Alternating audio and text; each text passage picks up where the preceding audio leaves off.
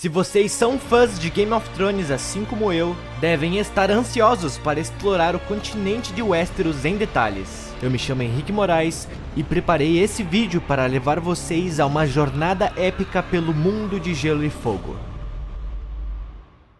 Já peço para você deixar aquele like e me seguir para acompanhar os novos vídeos. O mundo ficcional das Crônicas de Gelo e Fogo, criado por George R.R. Martin, é um universo completo e elaborado, repleto de uma história densa e detalhada, desde a Era da Aurora até a Guerra dos Tronos, que é retratada na série da HBO. A saga é composta por uma série de eventos que moldam o mundo imaginário de Martin. A magia, a política, a religião e a guerra são todos elementos fundamentais deste universo, que cativou um público vasto e apaixonado em todo o mundo. A ambientação climática deste universo é altamente variável e imprevisível. O continente de Westeros é famoso por ter estações que podem durar anos, décadas ou até mesmo séculos, em vez dos ciclos anuais típicos do nosso mundo. Durante os invernos prolongados, a neve e o frio intenso podem tornar a vida humana bastante difícil, com colheitas escassas, escassez de alimentos e aumento da mortalidade. Por outro lado,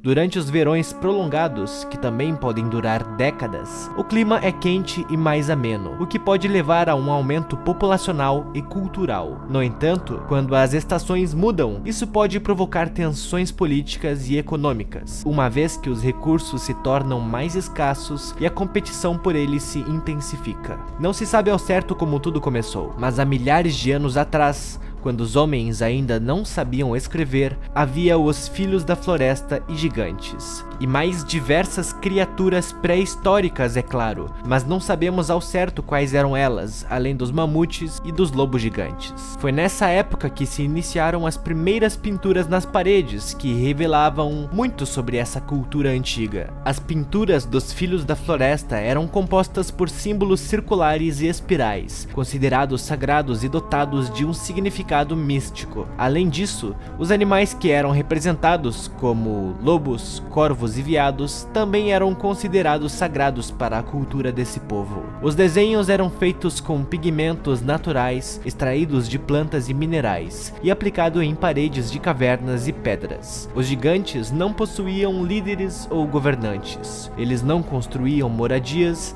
exceto em cavernas ou debaixo de árvores, e não tinham conhecimento em metalúrgia ou agricultura. Os Filhos da Floresta, de muitas maneiras, eram o oposto dos gigantes. Eram tão pequenos quanto crianças, mas possuíam uma inteligência incomparável. Não tinham conhecimento em trabalhar com metais, mas desenvolveram grande habilidade no uso da obsidiana, também conhecido como vidro de dragão pelo povo e como fogo congelado pelos Valyrianos, com a qual faziam ferramentas e armas para a caça. O vidro de dragão era considerado uma substância preciosa e sagrada para os Filhos da Floresta, e sua habilidade na sua utilização era altamente valorizada.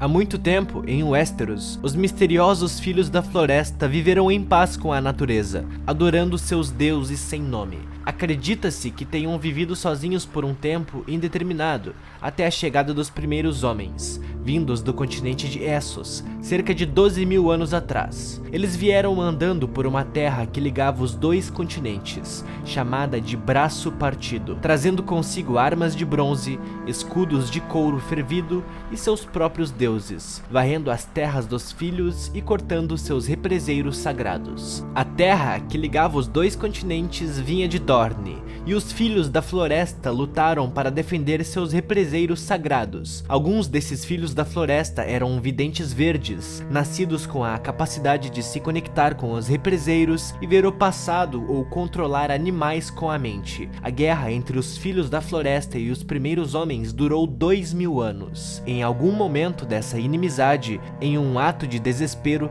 os Filhos da Floresta criaram o primeiro Vagante Branco, o Rei da Noite, para ajudar na luta contra os primeiros homens. Mas isso acabou saindo do controle, uma vez que os vagantes passaram a matar qualquer um que aparecesse. O exército dos mortos foi ficando relativamente forte e seu impacto foi devastador muitos anos depois. Agora estamos na Era dos Heróis, a época em que os Filhos da Floresta e os primeiros homens viveram em paz por muito tempo. Durante este tempo, centenas de reinos se levantaram e caíram. Essa foi uma época dura, onde muitas das antigas tradições e legados criados pelos primeiros homens foram estabelecidos, com a influência dos Filhos da Floresta. Muitos desses costumes ainda existem entre os Senhores do Norte, que ainda possuem o sangue dos primeiros homens em suas veias. As leis de hospitalidade, a obrigação de um juiz ser também o executor e a famosa muralha, todas essas coisas são creditadas a estes ancestrais dos nortenhos. E outras de suas construções ainda podem ser encontradas em todo o norte. Essa foi a primeira época onde muitos reis e heróis lendários caminharam sobre a terra.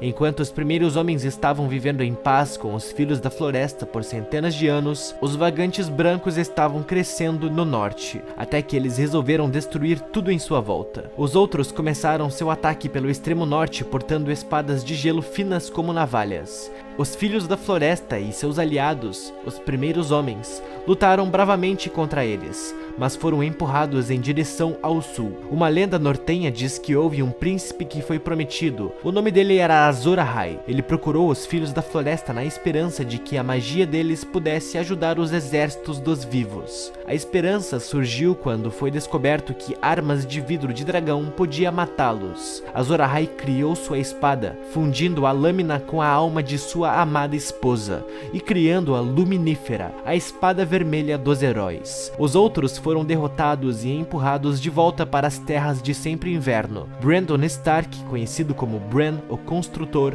ergueu uma imensa muralha de gelo, cascalho e magia que se prolongava a 100 milhas do Gorge até o Mar dos Tremores para prevenir o retorno dos outros. Brandon foi declarado o primeiro rei do norte. A fortaleza de Winterfell e possivelmente a Ponta Tempestade no sul foi construída nessa época, com a ajuda de Filhos da Floresta e gigantes. Talvez os gigantes só tenham ajudado em Winterfell, mas não temos como saber ao certo. Também foi neste período que a Patrulha da Noite foi fundada para proteger os 7 reinos das criaturas que habitam além da muralha. Muitos anos depois, os Andals cruzaram o Mar Estreito em navios, e com ferro e fogo varreram os reinos dos primeiros homens e tiraram os filhos de suas florestas, derrubando muitos represeiros com seus machados. Trouxeram sua própria fé, venerando um deus com 7 faces. Só no extremo norte, os primeiros homens, liderados pelos Stark de Winterfell, repeliram os recém-chegados.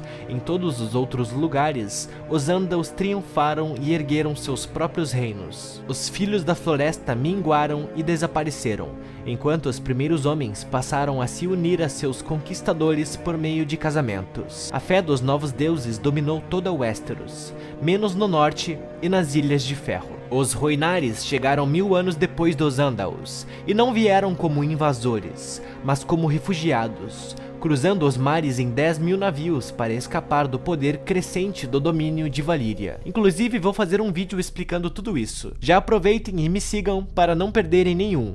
Continuando, antes Dorne era um reino, mas passou a ser um principado quando a princesa Nymeria liderou 10.000 navios com Rhoynares refugiados. Nymeria se casou com o Lord Mors Martell e governou Dorne a partir de suas leis e tradições Rhoynares. Muitos anos se passaram e Valíria caiu. Aconteceu a perdição. 14 vulcões que tinham em Valíria entraram em erupção todos ao mesmo tempo, resultando na morte de todos os valirianos, exceto dos Targaryens, os Celtigar e os Velaryon.